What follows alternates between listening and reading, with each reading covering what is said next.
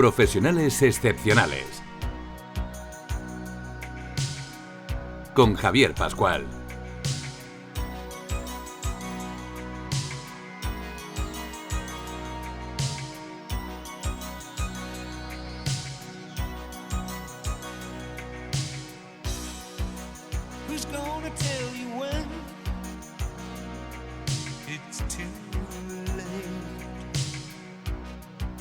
Con el patrocinio de la Fundación para el Fomento de la Innovación Industrial.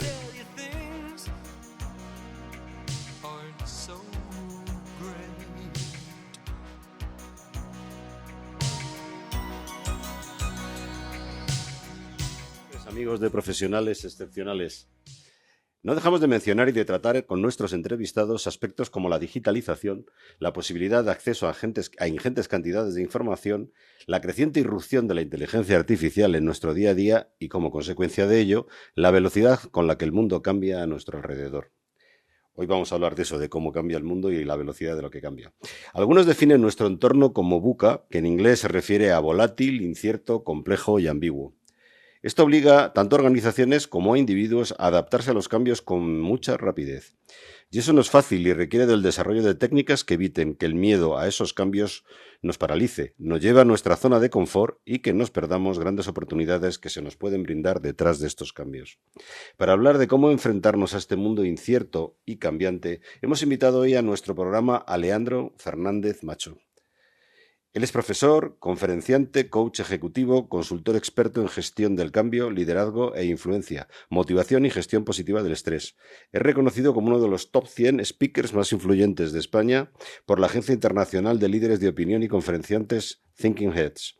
También cursó un máster en dirección de personas por el ICADE y un bachelor en Business Administration por las universidades de Nueva York y, esta va a ser difícil, Wolverhampton. En el año 2000 comienza a ejercer como responsable de gestión de personas en el grupo Inditex, que nadie seguramente lo conoce y sabe que es de Zara y además que está allí Amancio Ortega. Actualmente es reconocido como uno de los pioneros en introducir la inteligencia emocional, la neurociencia aplicada al management y otras herramientas como el mindfulness en el ámbito directivo y profesional del territorio español. Y ha participado junto con más de 200 organizaciones referentes en sus sectores en numerosos proyectos de desarrollo de habilidades personales, profesionales y directivas. Además disfruta impartiendo clases en las escuelas de negocio y distintas universidades. Hoy le hemos pillado en Madrid porque él no vive en Madrid, pero venías de verdad de dar un curso esta misma tarde, ¿no? Sí, esta misma mañana. Sí, he estado. Pues bienvenido, Leandro. Muchas gracias por venir al programa. Pues un placer. Tengo que decir que le vi el otro día en una presentación que hizo preciosa dentro de una plataforma, de una jornada de Ágora Bienestar, ¿verdad?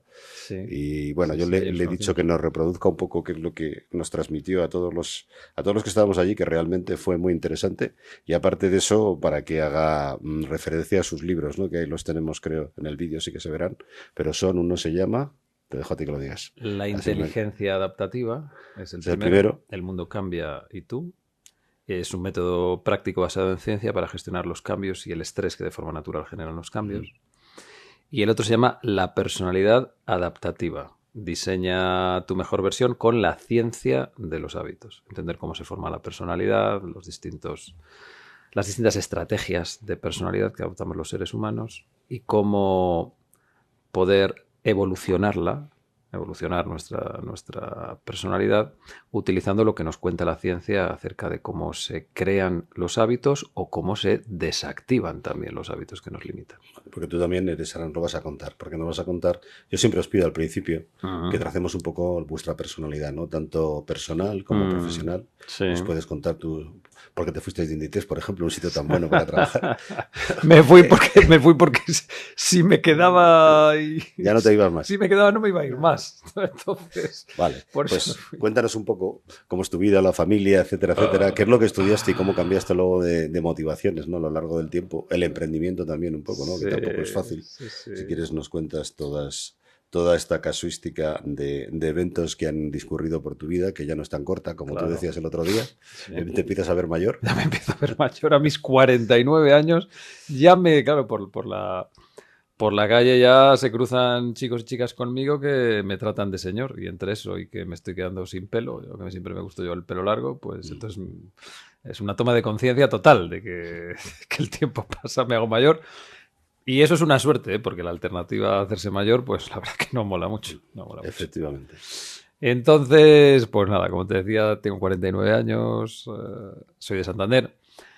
Santander es un sitio precioso. Precioso, ¿eh? Que además sea... ¿No sigues viviendo allí? No, estás en Galicia porque te fuiste a Inditex. Sí, claro. vivo en La Coruña hace ya algo más de 25 años. Tampoco tiene nada que envidiar a Santander. Además, hay que decir que en los últimos años la evolución que ha tenido La Coruña por la influencia que tiene no solo Inditex, sino otras empresas relevantes que hay en la zona, se nota cómo se ha abierto al mundo, cómo ha evolucionado, cómo se ha modernizado la ciudad, y la verdad que es un privilegio poder vivir allí en La Coruña.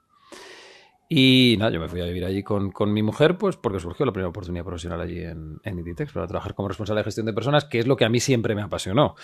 A mí me gustaban las empresas. ¿Tú estudiaste? Yo estudié Administración y Dirección de Empresas, pero dentro de la Administración y la Dirección de Empresas a mí lo que me gustaban eran las personas. O sea, has hecho poco de Dirección de Empresas. Sí. Bueno, Dirección de Empresas a mí de recursos humanos. La más importante, además. Claro, efectivamente. Personas, perdonarás, se dice personas. De hecho, coincidió cuando yo estudié la carrera. Bueno, estudié empresas porque en mi entorno había varias personas del ámbito directivo y entonces a mí pues me atraía mucho lo que contaban, parecía un trabajo interesante y exactamente no sé por qué, pero yo tenía la sensación de que en las organizaciones y en las empresas también por algunas cosas que escuchaba a mi alrededor, a mis familiares y demás, pues toda esta parte del desarrollo de las personas era un área de reto que...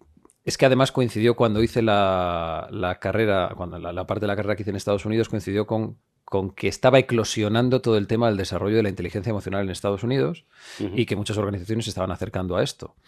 Y en España eso todavía era muy incipiente, Y me acuerdo en la carrera que el profesor que yo tenía de recursos humanos en la carrera me dijo, bueno, a ver, si tú lo que quieres es un trabajo bien remunerado y que en cuanto acabes de especializarte hagas tu máster, pues vas a salir colocado, pues hazte un máster en auditoría.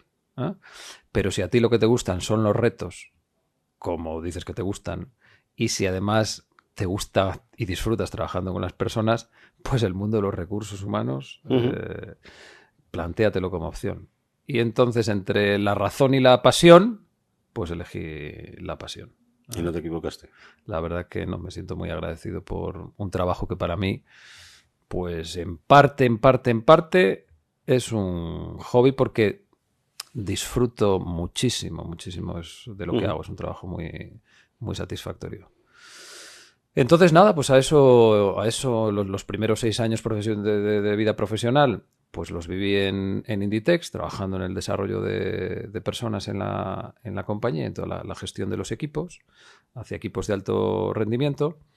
Y la verdad que tuve la suerte de caer en una compañía que le daba oportunidades a la gente con independencia de lo que pusiera en su carné, de cuántos años tenía, incluso con independencia de lo que pusiera en su currículum, porque al final lo que primaba era los resultados que uno era capaz de conseguir. Qué importante es eso, ¿no? Sí. Es que hay empresas en que importa cómo miras, cómo hablas, ¿no? Lo bien que te comportas en las reuniones. Pero no se miden los resultados, te lo puedo asegurar, en muchas multinacionales, cada vez menos. Yeah. Porque además, como no sabe mirar resultados con tanto KPI, al final no hay forma de aclararse. Porque yo siempre digo lo mismo, no estarás de acuerdo. KPI que no sirve para tomar mejores decisiones, cárgatelo. Sí, totalmente. Pues de esto yo he tenido un montón.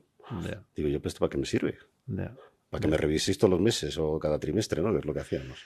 A veces, más que herramientas para ayudar a que las organizaciones evolucionen y las personas tengan claridad acerca de dónde y cómo pueden aportar más valor, los KPIs son herramientas de puro y duro control. Y cuando ese control, que un cierto grado de control es imprescindible para saber cómo vas, ¿no? Y hacia dónde tienes que ir, sin duda. Pero cuando se convierten únicamente en herramientas de control puro y duro, pues entonces en lugar de impulsar el desarrollo de las organizaciones, lo que hacen en muchos casos es limitarlo. Bueno, total que después de unos años de muchos desafíos allí, de oportunidades de aprender y de crecer mucho, hubo algo que me marcó de forma importante, y es que a los 2 años más o menos de estar allí, pues como yo no era consciente de la cantidad de miedo al fracaso que vivía dentro de mí, pues allí tuve la oportunidad de conocerlo y de aflorar. Y viví la primera y única crisis de ansiedad que tuve en toda mi vida. Y eso me llevó me generó una curiosidad inmensa para entender qué era eso que a mí me había pasado y cómo se podía gestionar, porque además empezaba a ver a más gente a mi alrededor que iba creciendo profesionalmente, ya no hablo de Inditex, hablo en general, ¿no? Donde la capacidad para sostener la presión creciente pues empezaba a gestionarse a pastillazo limpio. Y eso fue parte del germen de mi inquietud por especializarme en entender cómo funciona eso del estrés, qué le pasa a nuestro organismo, al cerebro, y qué hacer para poder gestionarlo de manera positiva, porque el estrés tiene una parte positiva. Y a mí me ayudó mucho a encontrar respuestas, soluciones que me permitieron continuar después trabajando en Inditex y poder conseguir buenos resultados y gestionar la presión pues con más inteligencia adaptativa. Allí estuviste 15 años, ¿no? No, estuve 6 años. 6 años. Ah, vale. Y como dentro de mí vivía la inquietud de poder ver si era capaz de montar algo por mi cuenta, de lo que poder vivir y poder decidir con más libertad dónde poner mi energía, dónde poner mi atención, de qué aprender. Y pasarlo bien, ¿no? Que es importante. En pasarlo bien, en disfrutar mucho, ¿no? Y en disfrutar creciendo yo y ayudando a otros a crecer, que era lo que había descubierto que más me llenaba, pues me animé a montar mi primera consultora. Y bueno, pues desde entonces, en los últimos 20 años, he podido trabajar con muchas organizaciones, muchas personas, ver que hay diferentes maneras de conseguir resultados, ¿no? Ver que a medio y largo plazo, aunque hay diferentes maneras de conseguir resultados, y por ejemplo los estilos, las culturas más frías y las culturas donde la parte humana, digamos que no se tiene en consideración, antes o después normalmente acaban penalizando la cuenta de resultados, acaban comiéndose márgenes y el coste de personal, que como bien sabes es una de las partidas más relevantes a gestionar en una cuenta de resultados en una compañía, pues crecen de manera relevante, disminuyendo la capacidad de los que están, además, para poder aportar el máximo valor posible a la organización y ayudarla a crecer. Y entonces, pues nada, hasta aquí llegamos. A todo esto también, como me preguntabas, un poco por mi perfil, ya no solo profesional, sino personal, soy el mayor de 3 hermanos.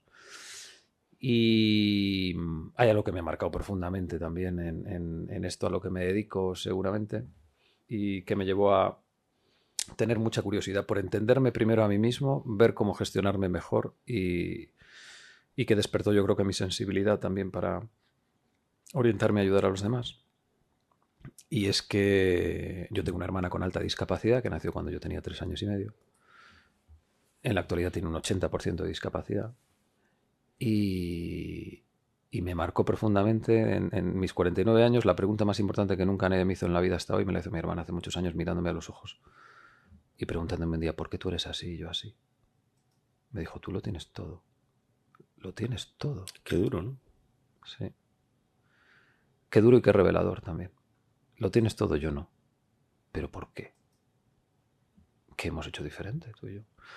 Y resulta que hace muchos años también, trabajando, cuando ya había salido de Inditex, trabajando con una asociación de profesionales que trabajaban con personas con discapacidad y sus familias, y hablando de esto me dijeron: ¿sabes qué?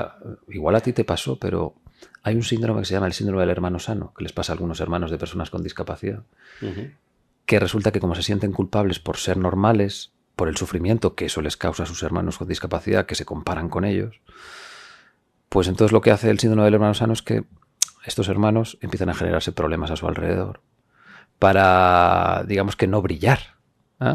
Y así cuando sus hermanos... Se autoinculpan. Claro. Y cuando sus hermanos con discapacidad... Y se automutilan de alguna manera, ¿no? Cuando sus hermanos con discapacidad se comparan con ellos, pues entonces digamos que ven menos distancia y sufren menos. Es como compartir la carga, como compartir el dolor de alguna manera.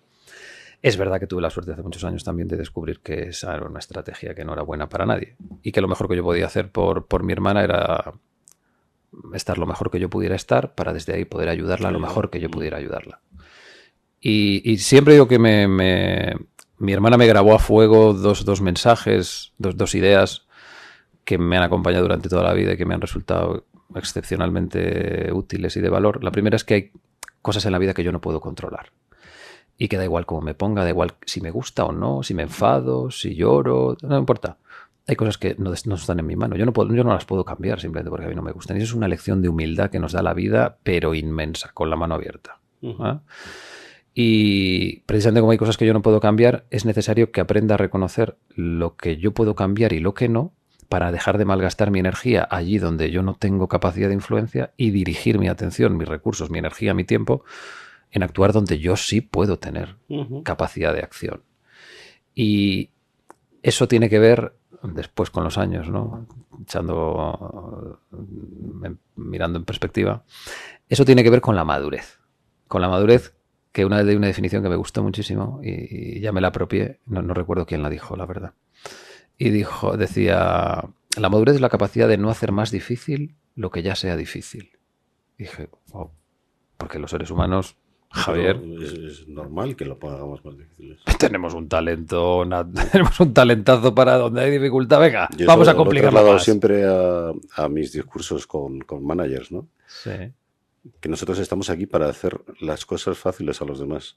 ¿Y cuántas veces los managers hacen las cosas más complicadas a los equipos? Sin duda.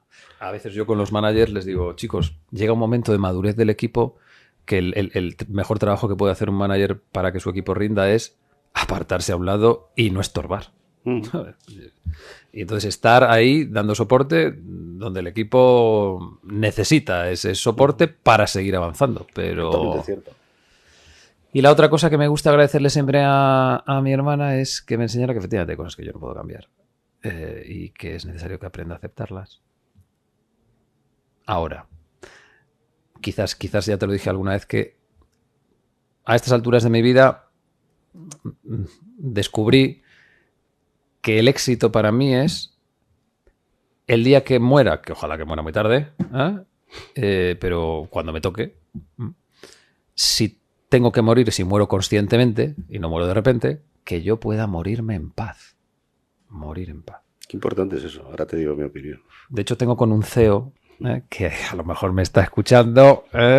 Sergio, igual me estás escuchando, no lo sé. Pero tenemos ahí un tema de un libro juntos en el futuro de cómo el título que habíamos dicho era así como... cómo tener éxito cómo para tener éxito en la vida y en los negocios es necesario aprender a morir en paz o bueno, una cosa así, en esa línea. Entonces la otra cosa que me gusta siempre agradecerle a mi hermana es que me enseñara que para yo sentirme en paz es necesario que haga lo mejor que pueda con lo que yo tenga. Hacer lo mejor que pueda. Luego los resultados influyen muchos factores y trabajamos para tratar de conseguir los mejores resultados posibles, sin duda. Pero hay factores que yo no puedo controlar, que influyen en los resultados. Pero lo que yo sí puedo controlar es que yo ponga al servicio de conseguir esos resultados lo mejor que yo tenga en cada momento. En lugar de estar mirando todo lo que no tengo, todo lo que me falta, ¿no? Instalado en la queja y en el victimismo, poner el foco donde yo sí puedo hacer, qué puedo hacer, cómo puedo actuar y cómo con lo que tengo puedo avanzar hacia lo que necesito o hacia lo mejor que pueda lograr.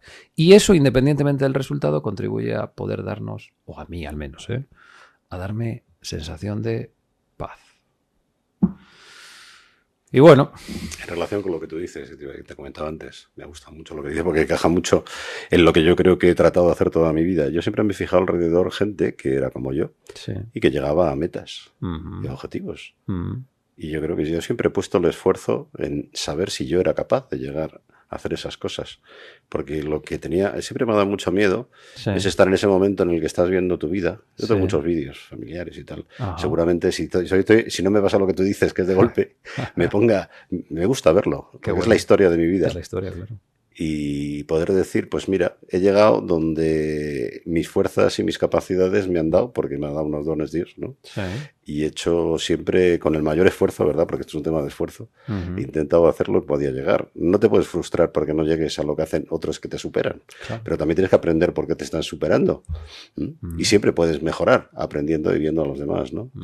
Porque a mí me da... Yo veo muchísima gente, esto lo tienes tú también, ahora lo vas a contar cuando hablemos del cambio, que es la siguiente, Pero yo odio la gente, que esto pasa mucho en comerciales, siempre se lo decía, los comerciales que me tocaban a mí por allí, jalear, ¿no? Y es la zona de confort, todos tendemos a nuestra zona de confort. Totalmente. Qué triste es gente que ha estado siempre buscando su zona de confort, pensando en la jubilación, mirando el reloj durante las horas de trabajo, ¿verdad? Y cómo se muere uno luego. Yo me sentiría totalmente frustrado. Y yo creo que hay mucha gente frustrada realmente, porque eso tiene que frustrar. Mucho.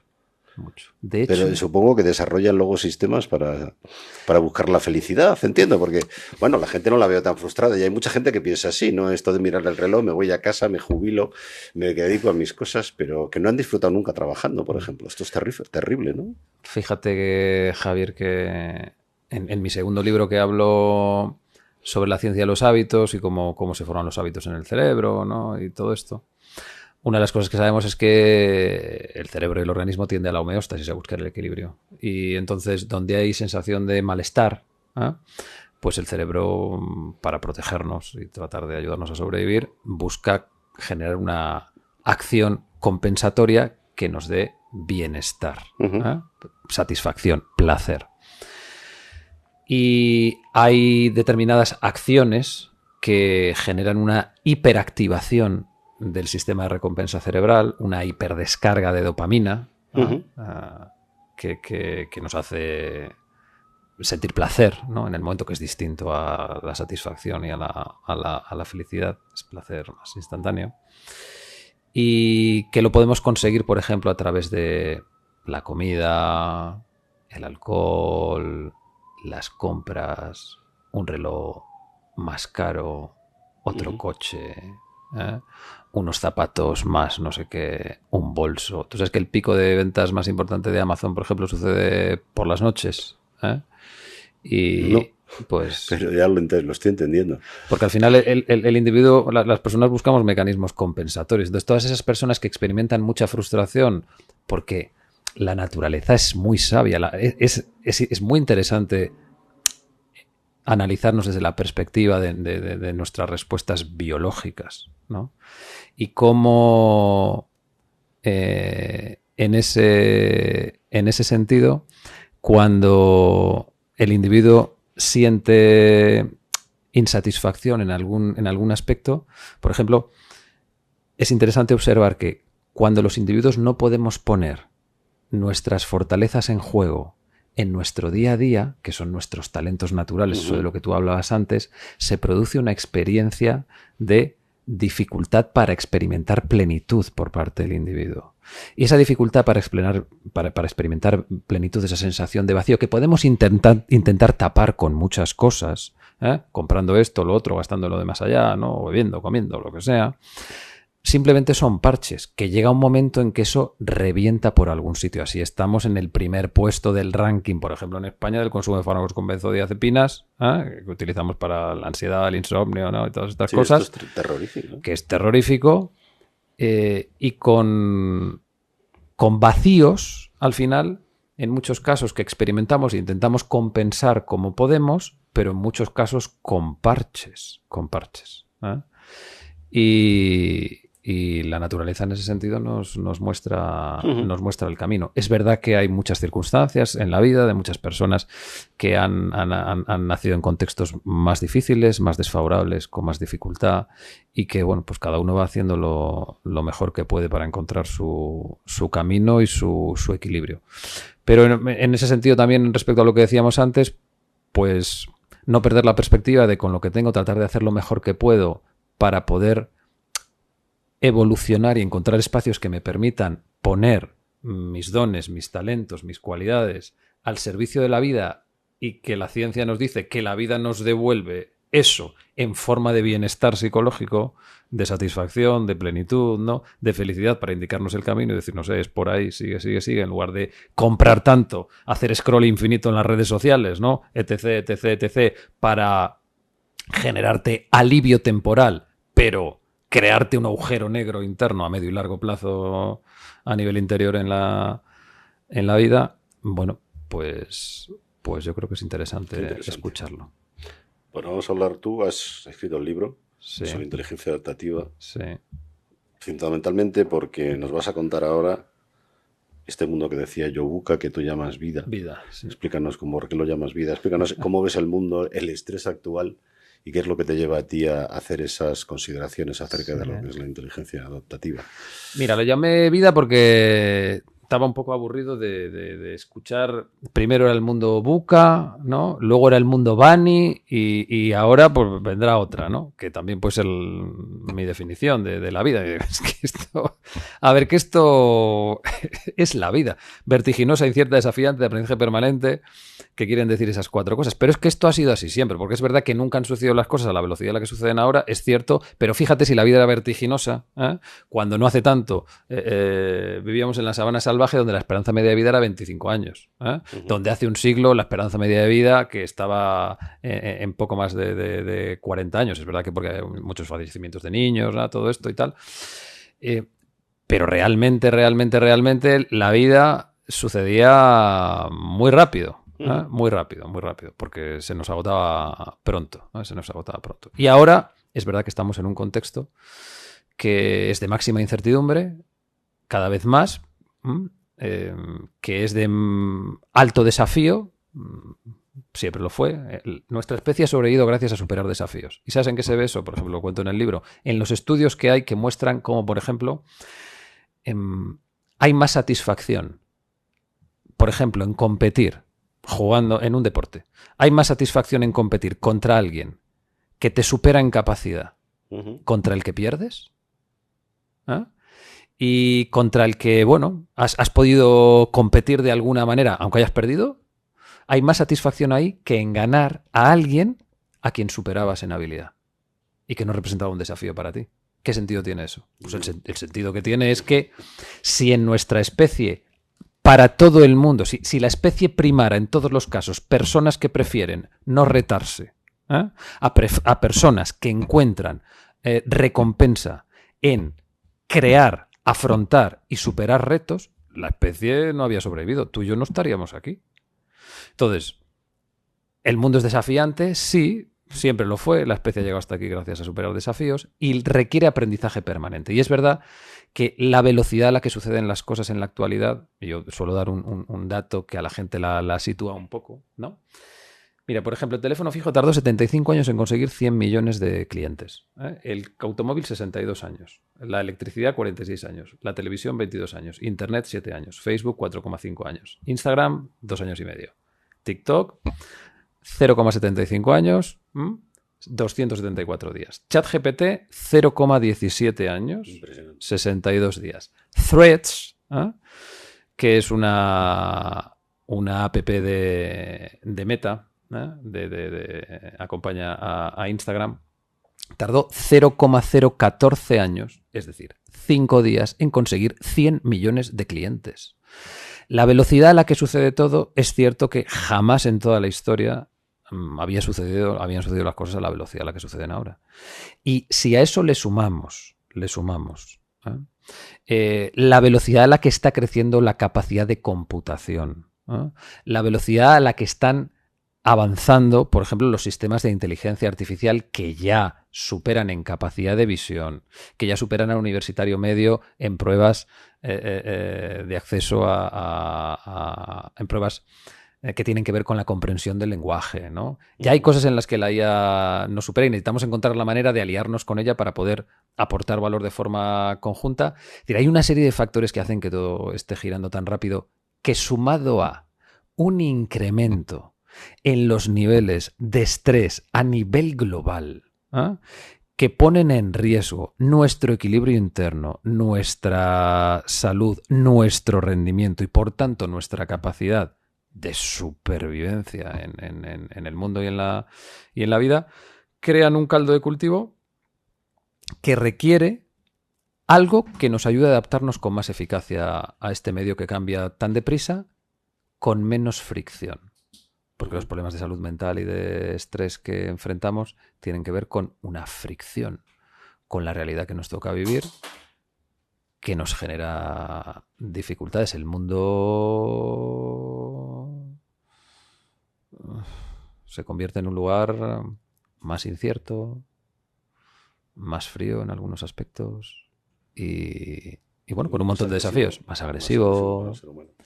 Al final, fíjate que los 4 factores que disparan la respuesta de estrés, de acuerdo a las investigaciones de Sonia Lupien, que es una de las investigadoras en cerebro y estrés más importantes del mundo, ya con su equipo hace un análisis de los últimos 30 años de estudios sobre el estrés para ver cuáles son los grandes activadores de la respuesta de estrés y descubren 4 nucleares que son la novedad. La novedad activa la respuesta de estrés. No porque el estrés sea en sí mismo algo negativo, porque no lo es. Hay distrés, que es estrés negativo.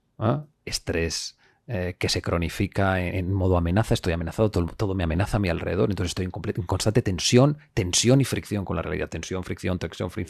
Y eso deriva, evidentemente, no solo una merma de rendimiento, sino una pérdida de salud a todos los niveles. Pero también tenemos el eustrés, que es el estrés positivo, que empuja, impulsa, aumenta nuestra energía física, mejora nuestras capacidades cognitivas, capacidad de concentración, velocidad de procesamiento mental, ¿no? etc., foco y demás, y que nos ayuda a superar desafíos, ¿no? Es verdad que no podemos estar todo el tiempo en superar desafío constante sin espacios de recuperación. Por eso en la inteligencia adaptativa es tan importante regular bien la energía y poder cuidar en la medida de lo posible el descanso, cuidar la actividad física, cuidar la alimentación, que nos ayudan a tener una buena base energética para poder mantener el estrés natural que surge ante los cambios en niveles positivos que no nos desborden. Entonces, para no despistar a nuestros oyentes, los 4 factores que disparan la respuesta de estrés son: el primero, la novedad; el segundo, la impredecibilidad. Incertidumbre, en el fondo, novedad es incertidumbre. Correcto. La impredecibilidad. Los escenarios, el mundo cada vez es más impredecible. La sensación de descontrol es el tercer factor. Es decir, tú y yo lo tenemos todo controladísimo, ¿verdad? Aquí estamos grabando, tal, no sé qué, estamos charlando, pero de repente, como pasó no hace mucho, se cae la red eléctrica, ¿verdad? Se acabó la grabación. Y de repente nosotros teníamos nuestro plan. Yo voy a coger el avión dentro de un rato, ni avión ni nada. Porque el nivel de interconexión entre todas las cosas a partir del mundo global en el que vivimos hace que una cosa con la que nosotros no contamos pueda afectar de manera muy directa a nuestro quehacer diario. Entonces, que nuestros planes salten por los aires. Los ejecutivos con los que trabajo, claro, si tu planificación no es suficientemente flexible, vas a morir. Porque constantemente surgen cambios que obligan a ir flexibilizando, teniendo claro cuál es la máxima prioridad que sí que hay que lograr sí o sí. ¿Qué es lo importante? ¿Qué es lo importante? ¿Qué es lo urgente? Efectivamente. Que no siempre es lo más importante. Efectivamente.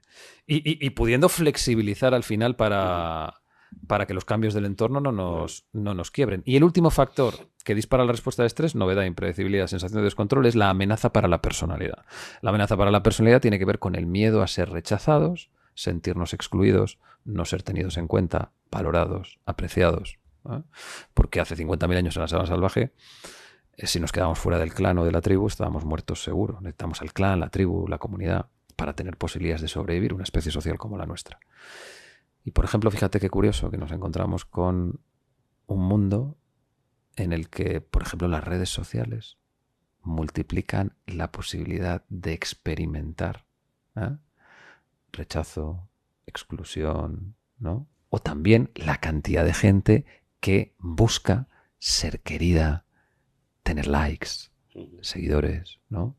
O a través de ese contexto en el que ahora vivimos. Entonces, cualquier cosa que amenace nuestra sensación de control y cualquier cosa que amenace nuestra sensación de pertenencia, reconocimiento, nuestro estatus, en muchas organizaciones cuando trabajo con ellas y hay cambios, pues hay ejecutivos y ejecutivas que han conseguido con mucho esfuerzo ganarse una posición dentro de la compañía, ahora cambia el entorno, cambian las circunstancias, tienen que hacer otras cosas y esas otras cosas que son distintas tienen que volver a ganarse el estatus y tienen miedo a perder como una amenaza.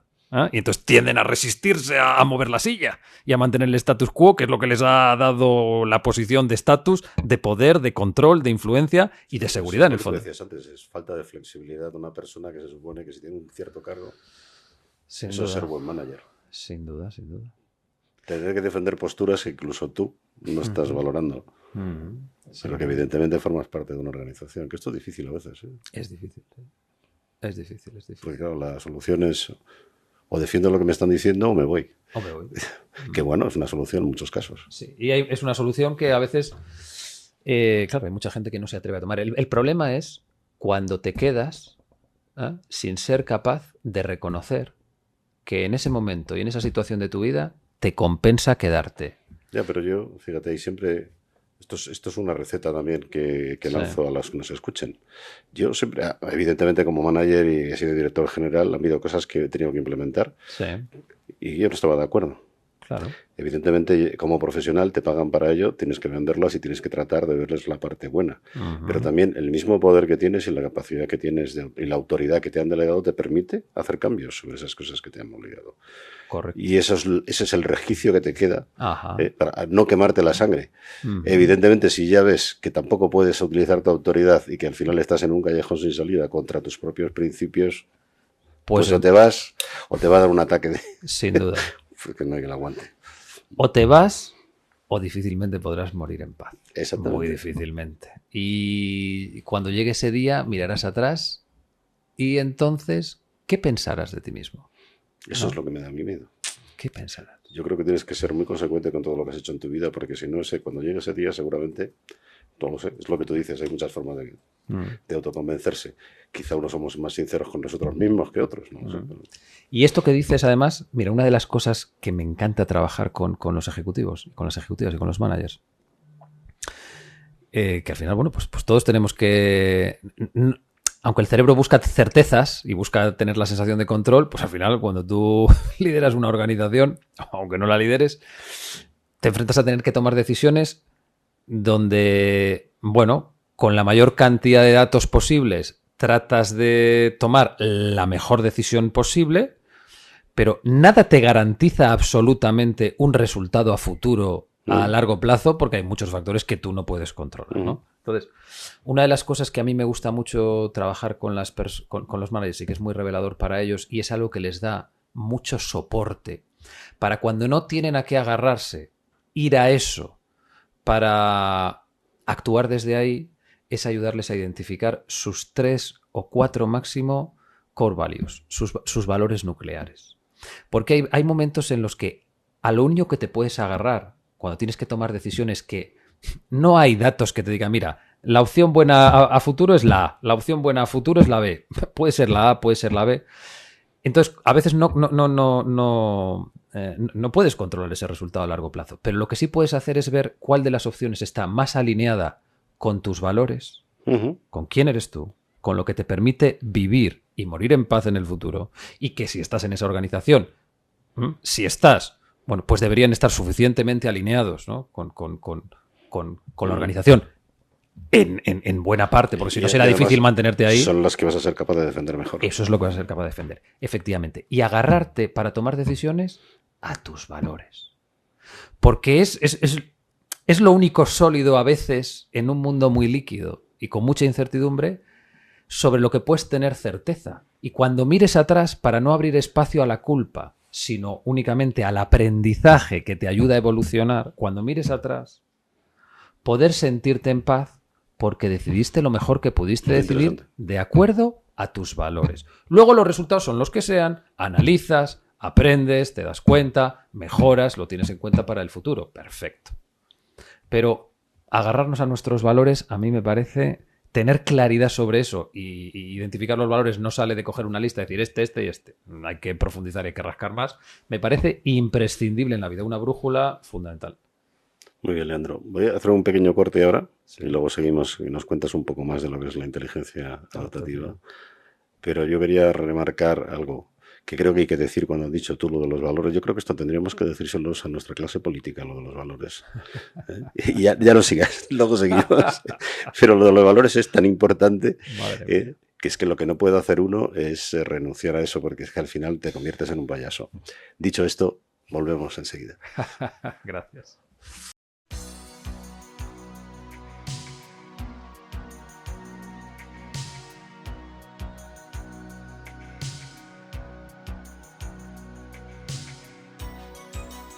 De la vanguardia tecnológica a tus oídos. Profesionales excepcionales. Iluminando el hoy y acercando el mañana.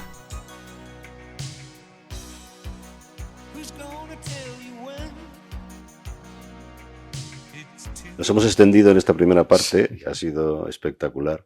Y he disfrutado mucho hablando contigo, pero creo que nos tenemos que ceñir un poco a lo que queríamos hablar, que es tu libro, La inteligencia adaptativa. No sé si nos dará tiempo también a que nos cuentes también cómo ha derivado luego en la personalidad, que bueno, maneja unos conceptos, pero creo que también tú tienes unas herramientas, ¿no? Además, y unas web, etcétera, etcétera, que se pueden utilizar para. Así que yo te invito a que nos expliques un poco más.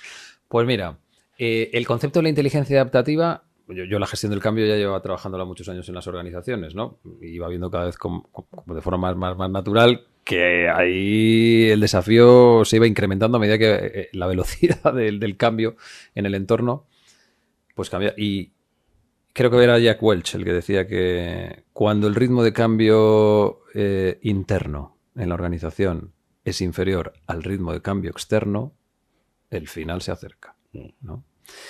Y resulta que en un viaje que hice a Silicon Valley, donde tuve la oportunidad de ver un poco hacia dónde se movía la inversión, en qué se estaba investigando, ¿no? Y para ver un poco hacia dónde iba el mundo, pues descubrí que había inversores que a la hora de evaluar si merecía la pena invertir en un proyecto o no, en una startup, una de las cosas que evaluaban era el cociente de adaptabilidad de el equipo directivo de la startup. Y me pareció, dije, pues esto encaja muy bien con mi idea de la inteligencia adaptativa, el cociente de adaptabilidad, porque efectivamente la capacidad que tenemos de adaptarnos al medio y poder prosperar y convertir esos cambios en oportunidad es lo que nos ha traído hasta aquí como especie, y cada vez va a ser más relevante para las personas, equipos, organizaciones que quieran prosperar en un entorno como el actual. Y entonces eso dio pie al concepto de la inteligencia adaptativa, que yo la defino como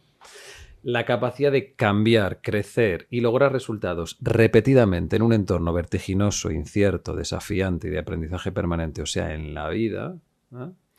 Manteniendo el equilibrio interno, la motivación y la salud a lo largo del camino. Y como a mí me gusta mucho la ciencia, pues muchas de las habilidades que dan forma a la inteligencia adaptativa se nutren de la ciencia. Identifiqué, a partir de mi experiencia trabajando con las personas en las organizaciones, como 6 actitudes que eran fundamentales para poder gestionar mejor los cambios. Y todo lo que nos dice la ciencia acerca de ellas, de cómo poder gestionar, por qué son importantes, qué impacto tiene gestionarlas bien, no gestionarlas o gestionarlas mal, y cómo se pueden gestionar de manera más eficaz para poder afinarlas y desarrollarlas.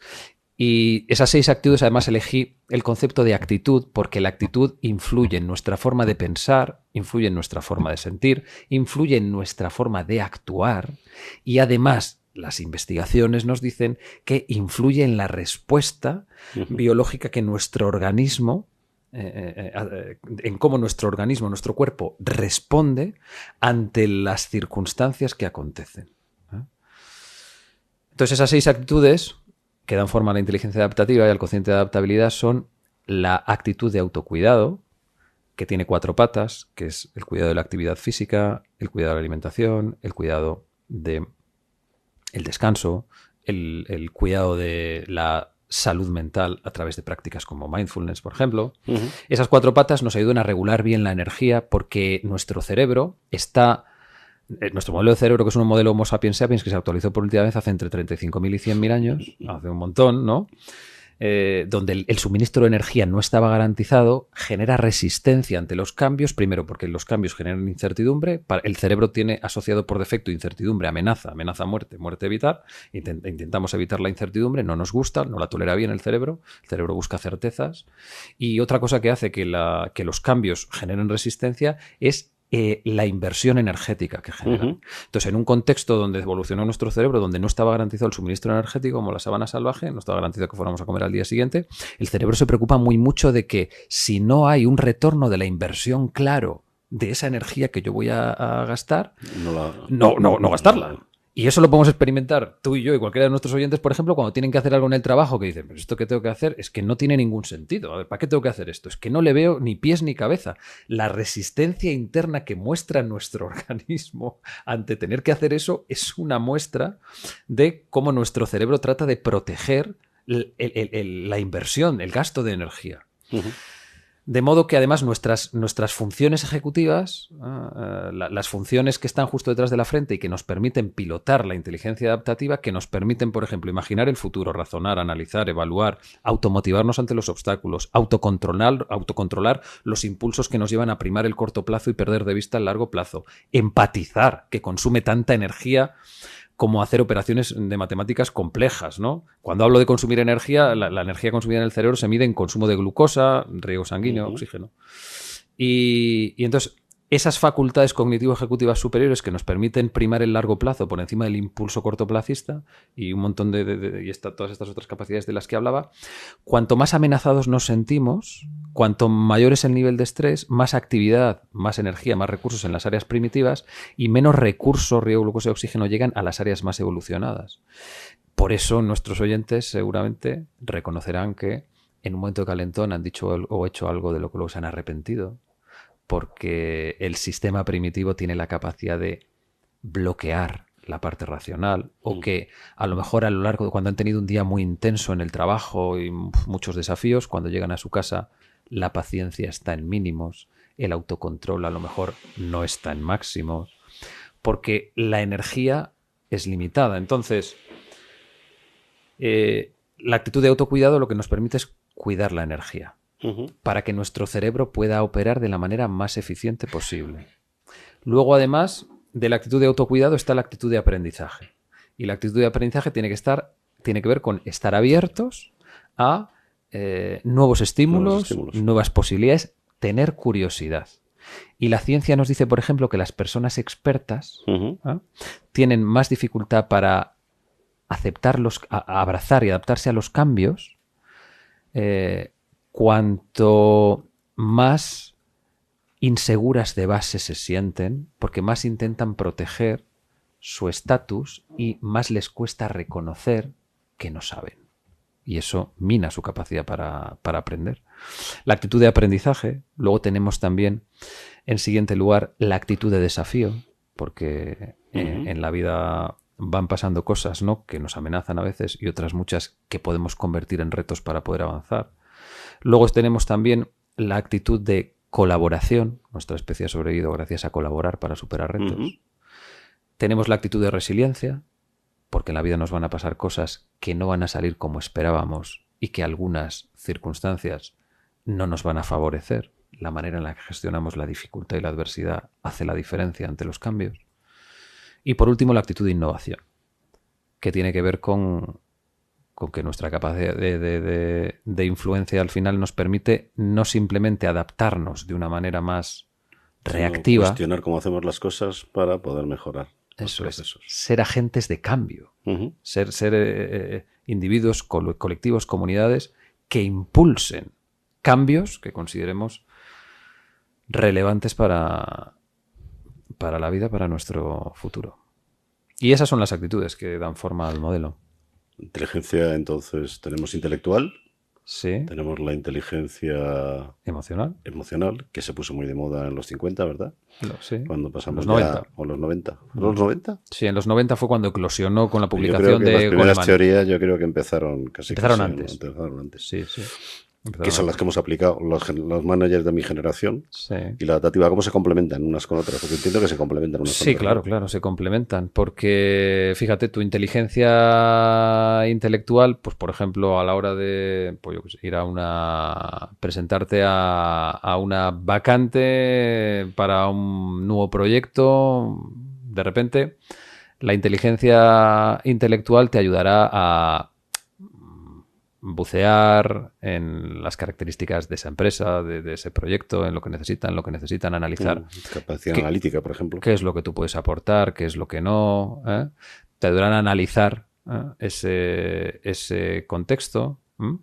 Y la inteligencia emocional te ayudará por ejemplo, a regularte emocionalmente para poder transmitir confianza basada en hechos, ¿no? Cuando les cuentes lo que les quieras contar a las personas que deciden si tú puedes ser la persona para liderar ese proyecto o no. La inteligencia emocional te ayudará a conectar con ellos, ¿no? Empatía. Claro, te ayudará a empatizar. Que también has hablado de empatía cuando hablabas de la adaptativa. Correcto, sí.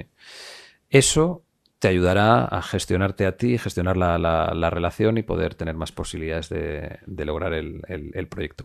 Pero después te vas a encontrar con que, por ejemplo, si lo logras,